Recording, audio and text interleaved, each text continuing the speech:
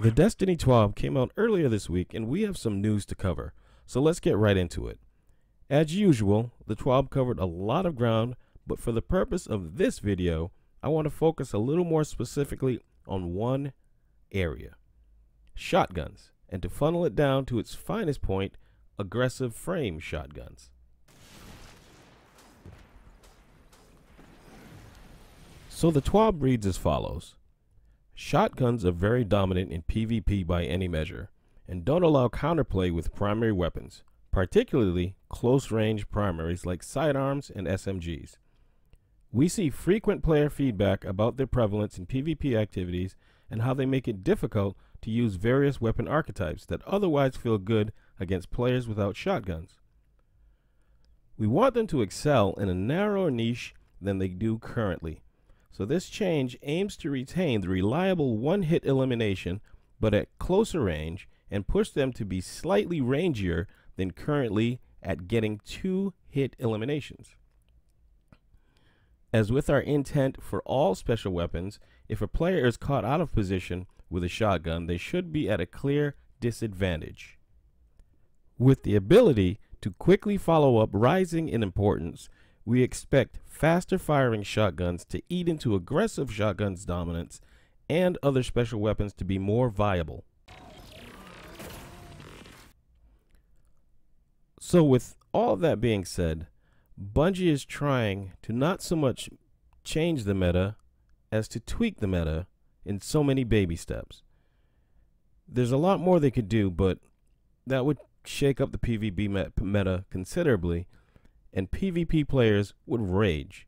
With these changes that are being introduced, it's more like they're weaning the baby off the bottle a tad.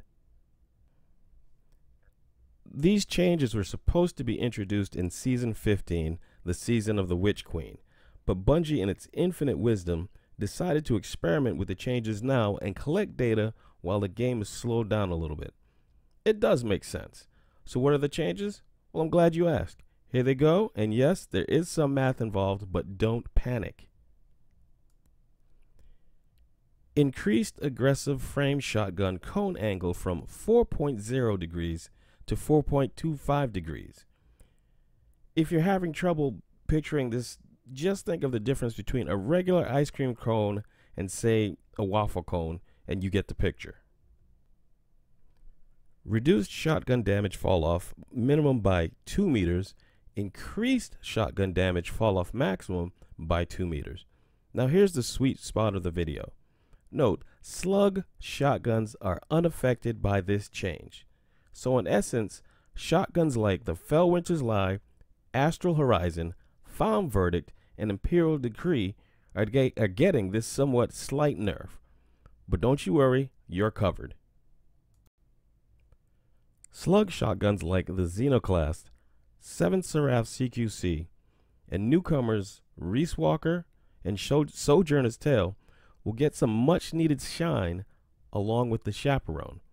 The Duality should also get to earn its keep in this tweaked meta. Now let's break down some of the weapons. First up is the Xenoclast. Up on the screen right now are the basic stats for this lightweight frame shotgun. It's got an impact of 75, range of 50, stability of 40, handling 69, and reload speed of 59. And you can see the hidden stats in this for this as well. Also on the screen now are the most commonly equipped perks you will run into when facing users of this weapon. Next up is the Riiswalker, lightweight frame, new to the season of the Splicer. It has the exact impact and range stats as the Xenoclast, but it boasts better handling, stability, and reload speed by comparison. It also has a stronger aim assist than Xenoclast.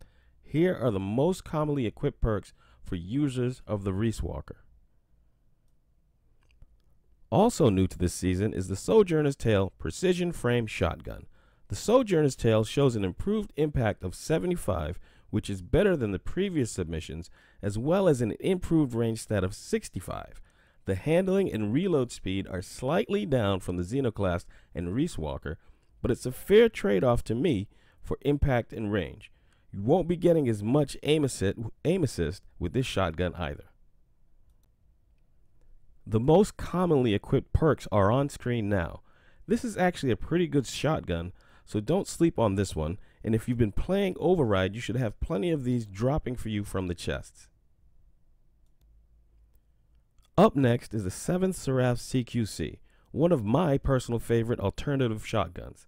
This lightweight frame shotgun only has an impact of 65, but it boasts a high handling speed of 72 and a reload speed of 64. It also has some decent aim assist with a 46. This gun has been around the block for a bit, but as with the Seraph series of guns, it holds its own and puts in some solid work. The most commonly equipped perks for this one are on screen now. Now I've saved these next ones for last as not everyone has them and there are quests involved to obtain these exotic shotguns. We're going to start off with the Chaperone. If you've played even a small amount of PvP, you've run into this beast.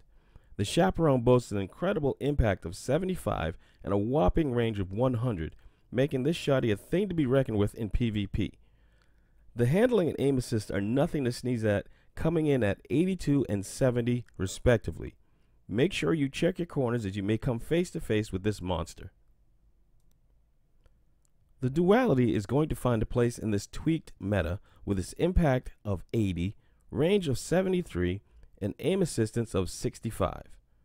While it has a disappointingly low reload speed, the On Black Wings intrinsic perk will give a reload speed buff on final blows and stack precision damage.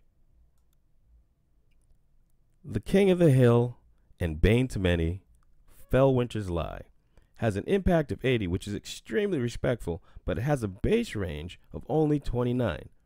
However, the opening shot perk on this aggressive frame shotgun more than makes up for it. This shotgun has risen to the top of the preferred list for PvP matches across the board and with good reason. It has also had its share of nerfs, including this latest one. I would be remiss if I didn't show some love for this legendary shotgun. I'm sure it's still going to be a PvP fan favorite even after the nerf. So let me know what you think, and as always, it's your time, and I thank you for sharing it with me.